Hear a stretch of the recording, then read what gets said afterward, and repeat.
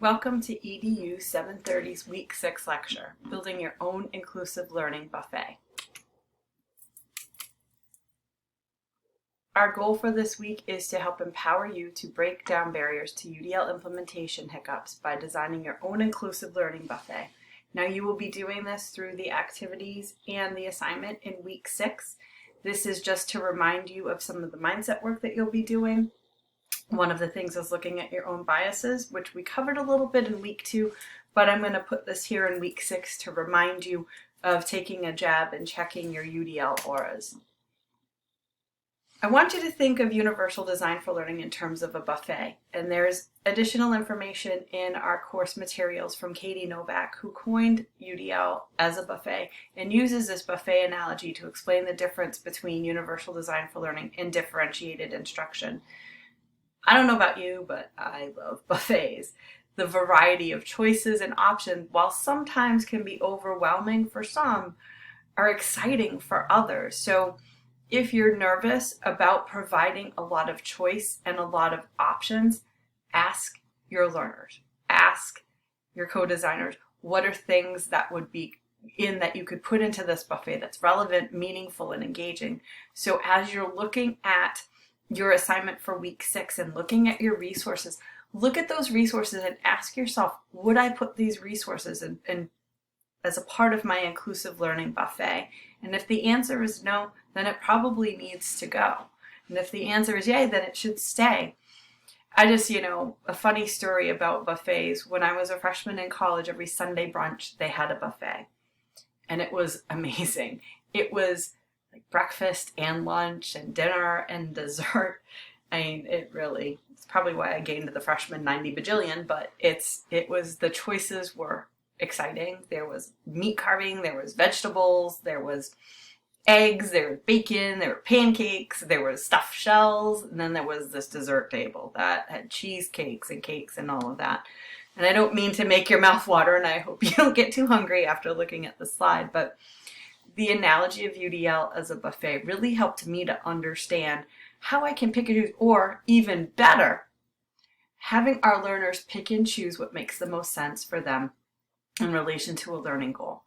Now, if you're new to this and you haven't co-created or co-designed with your learners, or you haven't provided a lot of choice in terms of how they access and engage, but you've given them choices on how they show what they know, this might feel a little scary for you, and that's okay. But I really would want you to explore your judgments, your attitudes and beliefs about letting go of some of that control so that you're actually sharing that control. You're sharing your power as an educator with your learners. And I'm here to tell you, there is nothing more powerful than that. When you let go of the need to be right all the time, or perfect all the time, or be the keeper of all of the information, and you're giving it to your learners authentically, that's meaningful, that connects to their experiences and their opportunities to engage and express, you are creating something that lasts beyond the classroom and helps set kids up and yourself up for life, because you are bringing joy back in. You are sharing and you're caring about each learner and the options and choices they have. So when I think about UDL, I always like to think about it in terms of a buffet. So our check-in with our goal is to empower you to break down the barriers by designing your own inclusive learning buffet. I've analogized what that means, so I'm hoping that it helps you kind of think a little bit more about your goal, and using our supplementary materials and our Week 6 assignment in particular, looking at your resource lists. What do you have in your environment that you could already use, or what things need to go? So you're really being intentional about your buffet and how you're actually designing. Yes, you are a designer. You are an inclusive learning experience designer. Chris Bouguet talks about that in his book, The Powerful Assistive Tech. You are an inclusive learning designer, especially when you're leveraging UDL as a foundational framework. Quick reminder of what you're going to be doing this week. You are taking a jab, a deeper jab. We did some cursory jabs looking at your judgments and examining your judgments, attitudes, and beliefs. Take some time and write about it into yourself, journal it, think about it. Where is it showing up? Your judgments about learning, your attitudes about learners, the beliefs around equity, and then any conscious and unconscious beliefs that you have about all of that. A great tool that we have for one of the discussion options is the implicit bias test from Harvard. You're welcome to take that or choose the other prompt that's in the discussion this week to help you a little bit more around this. Again, framing the quote and looking at our UDL auras about marrying the science, that expertise is not a state for arrival, and that we are designing thoughtfully the curriculum and implementation for effective teaching and learning, and that it's iterative. It is not just one and done. So that's another judgment or attitude or belief you kind of need to reframe or rethink if you just think it's a one and done deal. You should always be revising. I do understand the pressures teachers are under right now, and it's just really important that you own your designs, your lesson designs, and make some ones. If you have a curriculum that is packaged, look at it. Use it with the UDL lens and see where there are barriers. Where do they show up? And then design or supplement with the materials and resources you have that can remove those barriers.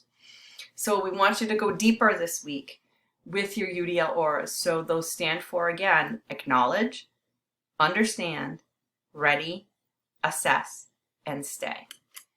So you're acknowledging the need for systemic change. UDL is so much more than just a framework. It is about systemic change. You can't change anything that you don't acknowledge. So really looking at what's going on institutionally that are barriers that may not be rooted in love or rooted in a way that makes sense for the most of your learners. So acknowledge that that needs to change so that you can change it. Understand that there is a need for systemic change and why it's necessary by continuously examining and shifting your judgments and attitudes and beliefs about that. Listen to people in the disability community. If we're talking about disability-specific barriers, listen to your kids with disabilities. Listen to the people in the disability rights community and support their work, amplify their work. But listen to what they're saying, because this helps you understand the need for systemic change. This goes the same with anti-racism work, Indigenous work, any LGBTQ work, or any ableism or ageism, any of the isms. You need to listen to the people that are being marginalized, understand and believe their lived experiences, and then support and promote their work in a heartfelt way that is not saving, but is to elevate and amplify, because those voices, they are very powerful voices. And it's our job to help just support that, and so that more people can hear it and understand why this matters, why the systemic change is so important, so that kids can be seen and heard, they're valued and they're respected and they're honored. We're going to talk a little bit more about that in another week's module. We want to ready yourself for the shift, because this does require a mindset shift, and when you get it and all of a sudden it's like, where has this been? Or it just aligns so well with what you already believe, but systemically you have been told not to. This is the shift, because it does happen and it will happen for you. And I guarantee when it does, it changes everything that you do as an educator, and it changes how you feel about your learners and the things you can do as an inclusive learning designer. You want to assess what currently connects to the guidelines and what needs to go. So that's part of week 6, part of our assignment in looking at our resource investigation and getting that on point for you. And stay the course no matter the challenges. You are going to come up against people who are not quite there yet, or you might not even agree with what I'm saying, and that's perfectly fine. I would love to understand your perspective and how you came to that conclusion. That's part of learning and growing, understanding different perspectives and really listening and taking that in to understand so that you can support. And that you're not right fighting. You're really just committed to the change that needs to happen in education. It needs to happen for our kids, but it needs to happen for us as teachers and for administrators to have some power and to share that power so that kids are seen and heard, and that the learning experience is relevant, meaningful, and engaging. And remember, if this feels like a lot, if this course is feeling like a lot, just remember, I believe in you and I know you can do this work. You're doing a great job, and I appreciate everyone's contribution so far. So I hope for week 6 you will remember to do your course readings and supplementary materials that make the most sense for you, engaging in our discussion and responses, and your week 6 assignment. Take good care, everyone.